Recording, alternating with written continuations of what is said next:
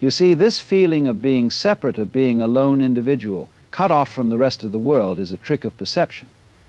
It's a story we've been told, and one we keep telling ourselves over and over again until we come to believe it's the absolute truth. But it isn't. The truth is far more marvelous. You are not an isolated fragment drifting alone in a vast and indifferent universe. You are the universe, but in a particular form, expressing itself as you. Imagine for a moment the way we talk about life. We say we were born into this world as though we were strangers who arrived here, shipped in from somewhere else. But that's not how it really works. You didn't come into this world, you grew out of it, the way an apple grows out of a tree or a wave rises from the ocean. The tree produces fruit, the ocean produces waves, and the universe produces you. You belong here. You are a natural part of this great happening. The illusion of separateness comes from the ego, the part of you that likes to draw lines and say, this is me, and that is everything else. It's a useful little tool, the ego. It helps you navigate life, distinguish where your body begins and where the chair you're sitting on ends. But it also tricks you. It whispers that you're something small, separate, and incomplete. It tells you that you are this tiny self looking out through your eyes, peering into a world that doesn't belong to you. But that's just a game. It's like mistaking the edge of a wave for the whole ocean. You see, just as the wave doesn't exist apart from the sea, you don't exist apart from the whole of existence. Take a breath right now. The air you inhale was exhaled by trees, and the trees breathe because of the light of the sun, which shines because of the swirling forces in space. There is no boundary, no clear line where you end and the world begins. You are connected to everything, part of a grand and intricate dance.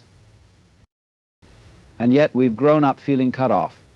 Modern life, with its walls, labels, and boundaries, reinforces this idea that you are a somebody distinct from everything else. But look closer.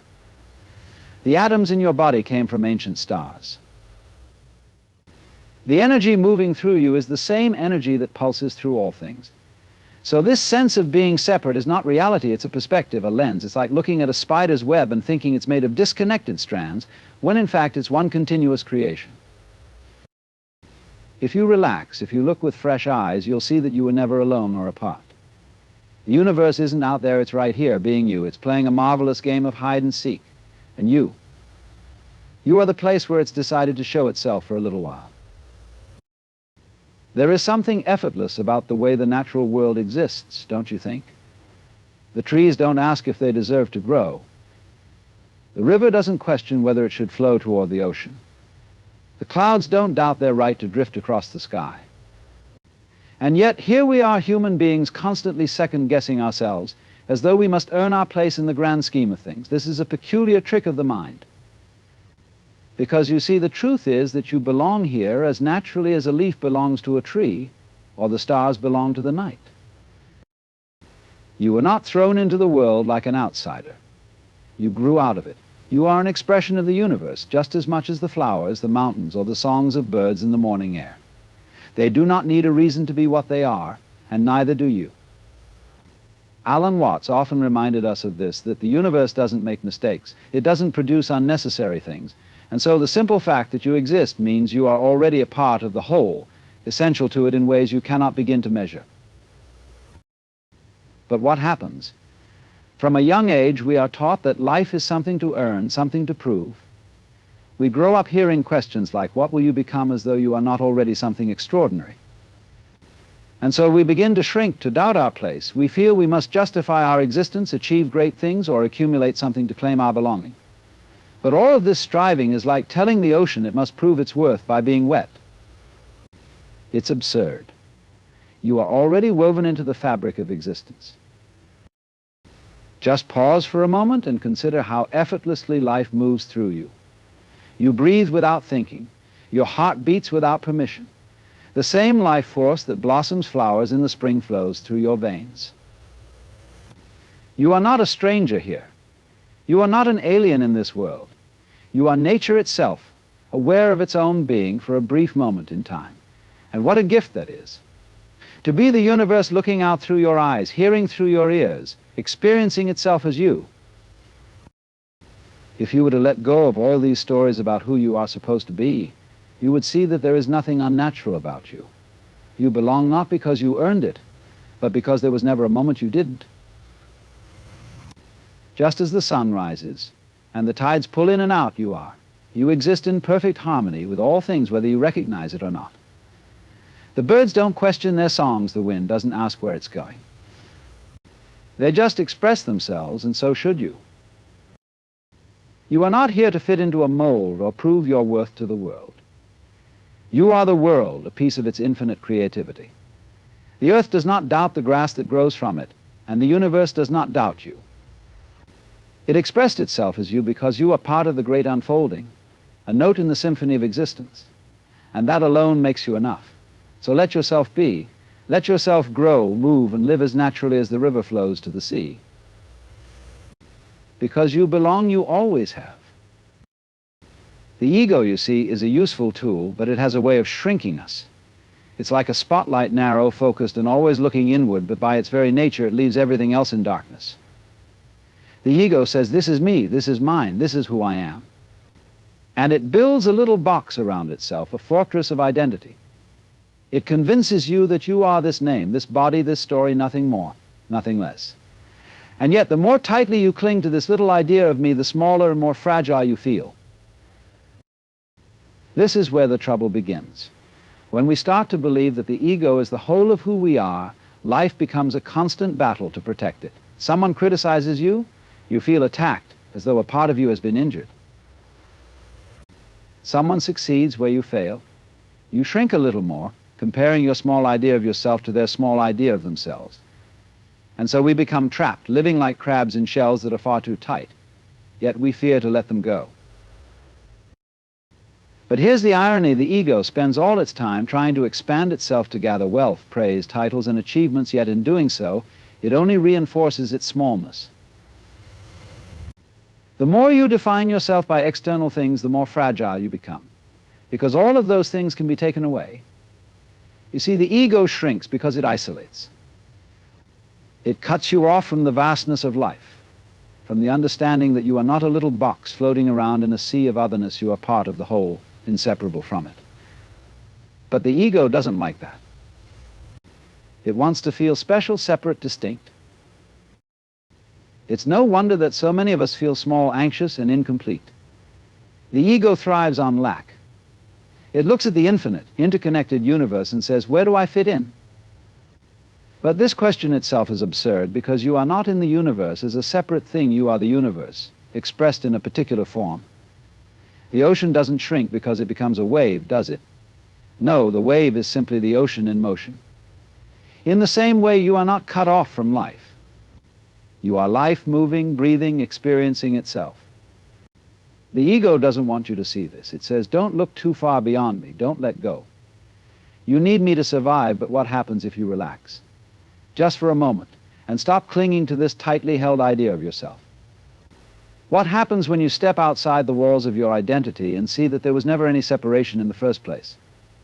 You don't disappear, you expand. You realize that you are not merely a name, a role, or a collection of achievements.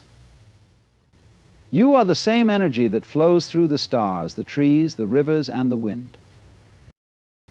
And when you see this, truly see it, the ego begins to lose its grip. Not because you destroy it, but because you no longer take it so seriously. It becomes what it was always meant to be: a tool, a mask to navigate the play of life. You can wear it when you need to, but you don't mistake it for the real you. The real you is vast, infinite, and free, no longer shrinking, no longer hiding, but simply being. Life is not the solemn, serious thing we often think it is. It's a dance, a song, a game of play. When you begin to realize this, everything shifts. We spend so much of our time trying to figure it out, as if life were a problem that needed solving, a puzzle with a definitive answer. We try to control, to manipulate, to shape things to fit our ideas of how they should be. But in doing so, we miss the point entirely. Life isn't something to solve, it's something to experience, something to play with. Think about a child at play. There is no agenda, no destination, no future. The child doesn't sit there asking, what is the meaning of this game? It's simply engaged in the moment, fully immersed in the experience of doing. The child plays because playing is the joy itself. It's the act of creation, the exploration, the pure expression of life without a care for the outcome. And yet, when we grow older, we lose this sense of play. We take everything so seriously, our jobs, our goals, our social statuses, believing that life is about achieving something, getting somewhere. But this is a trap. Alan Watts often pointed out that we approach life as if it's a race with a finish line. But what if there's no finish line? What if the purpose of the race is not to reach the end, but simply to run? The goal isn't to become something or to get somewhere it's to be, to live, to experience, and to play. The universe is playing, and you are part of the game. It's all an unfolding, a spontaneous improvisation of energy flowing through everything and everyone. Just like a wave in the ocean, you don't need to know where you're going. You simply rise and fall with the rhythm of life. When you approach life as play, the pressure lifts. You begin to realize that everything is part of the flow: success, failure, joy, sorrow. All of it is part of the game, and none of it is permanent. The things we chase, the titles, the recognition, the accolades, are not the point. They are like props on a stage, necessary for the performance, but they are not the performance itself. The performance is in the living, the doing, the unfolding moment by moment. What would happen if you stopped looking for meaning and started just living? If you let go of the idea that you need to get somewhere and allowed yourself to simply be like a child in play, the world would transform before your eyes. You would see the interconnectedness of everything, the way the wind moves through the trees, how the light shifts at sunset, the dance of shadows on the ground. You would begin to see life as a creative act, a work of art.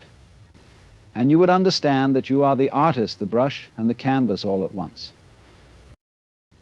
In this game of life, there is no right or wrong way to play. There is no script to follow. There is only the moment, and in that moment you are free. Free to create, free to explore, free to make mistakes, free to laugh, to love, and to experience all the wonders and challenges that come with being alive. The beauty of it all is that the play is happening right now. You don't need to wait for the perfect moment. You don't need to strive for perfection.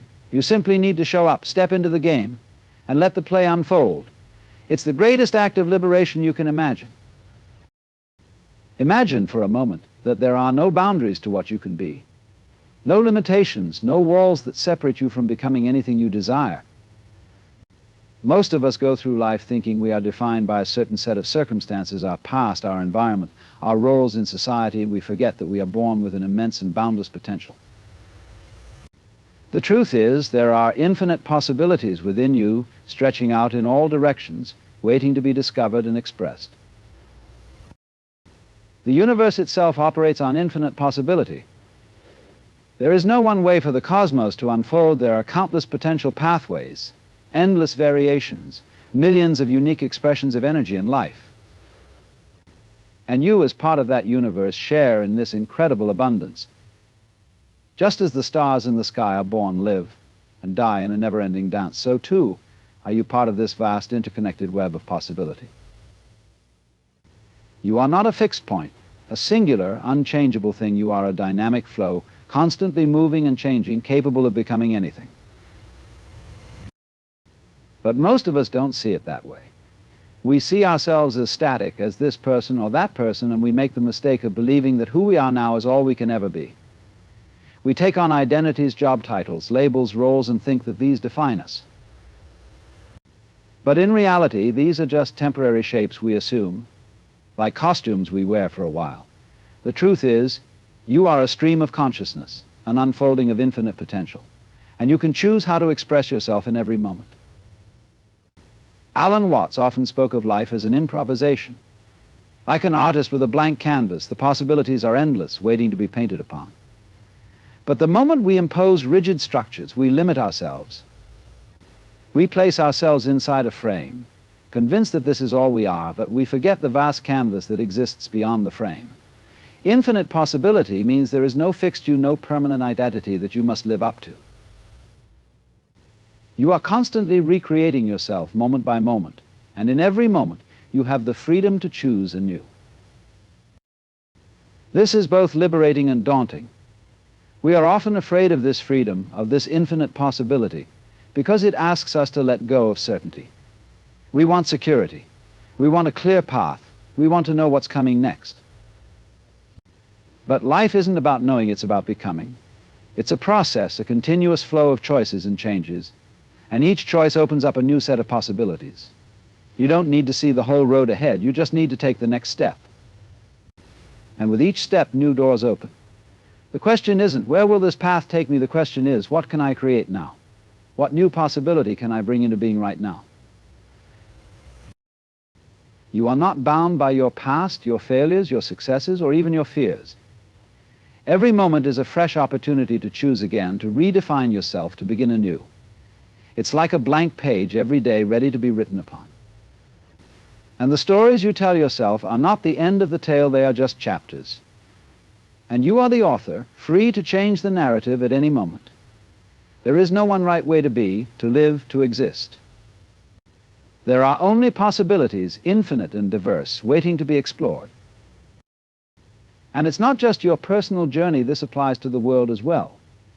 The world itself is a vast, unfolding possibility, and every action you take ripples out, influencing countless other possibilities. You are not separate from the universe, you are a part of it.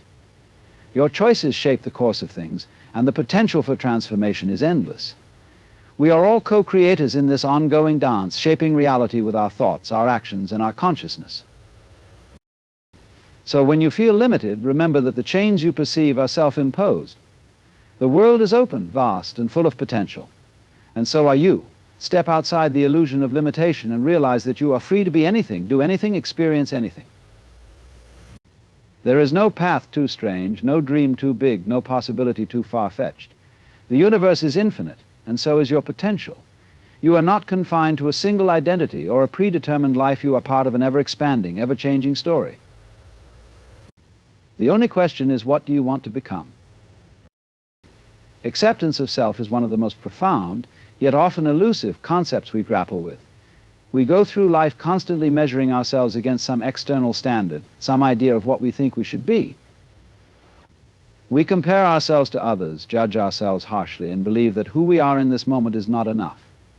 We think we need to be smarter, stronger, richer, more accomplished, always striving to meet an ideal that seems just beyond our reach.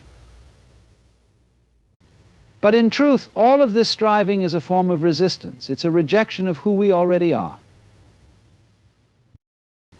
Acceptance of self begins when we stop trying to be something we are not and simply allow ourselves to be. It is about recognizing that you are already whole, already complete, just as you are in this very moment. Alan Watts often spoke of the folly in striving for something outside of ourselves as if we were incomplete or broken and needed fixing. But this is a misunderstanding of our nature. You are not a problem to be solved. You are not a mistake that needs to be corrected. You are a unique expression of life, of the universe, in all its beauty and imperfection. The key to acceptance is recognizing that you are already in process, always becoming, always unfolding. There is no final version of you that will one day be perfect, because perfection is an illusion. It's an arbitrary concept, a creation of the mind. The truth is that you are already perfect in your imperfection. Every flaw, every mistake, every moment of uncertainty is part of the intricate and beautiful tapestry of your life. Without those moments, you wouldn't be who you are. Life is not about eradicating imperfection, it's about embracing it, seeing it as part of the whole experience. When we truly accept ourselves, we stop fighting against who we are. We stop trying to mold ourselves into someone else's idea of what we should be. Instead, we begin to see ourselves as we really are: complex, multifaceted, and full of contradictions. We are not just one thing. We are a mixture of desires, fears, strengths, weaknesses, and experiences, and this mixture is not something to hide or be ashamed of. It is the expression of life itself, vibrant and ever-changing. To accept yourself means to stop pushing yourself to fit into a box that was never made for you. It's about understanding that there is no box.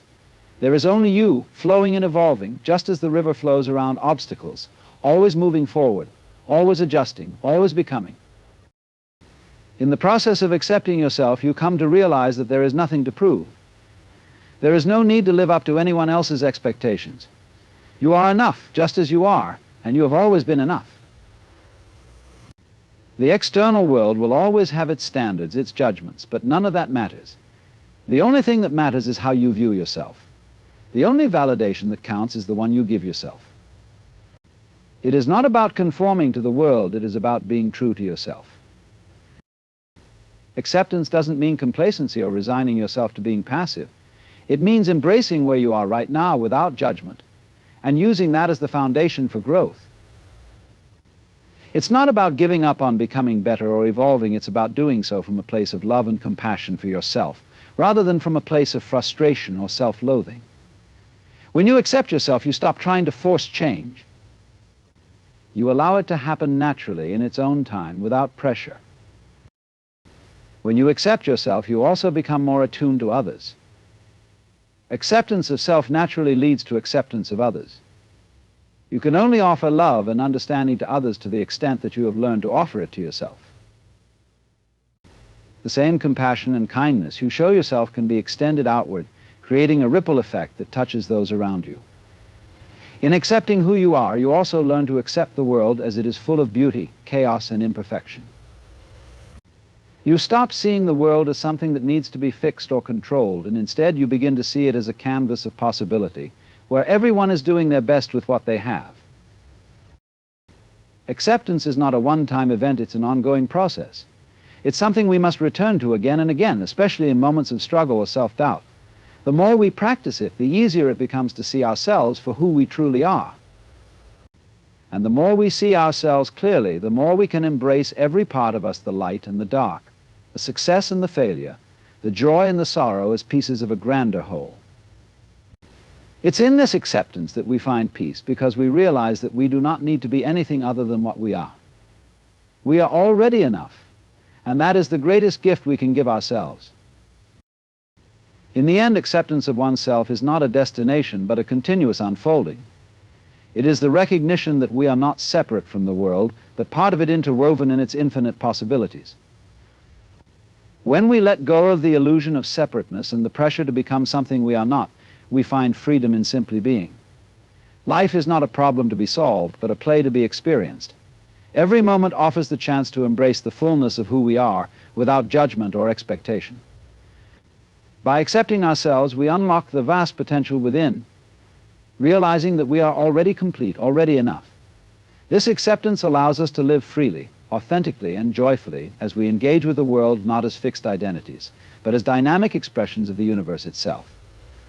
The path to peace lies not in striving for perfection, but in surrendering to the beauty of our own becoming,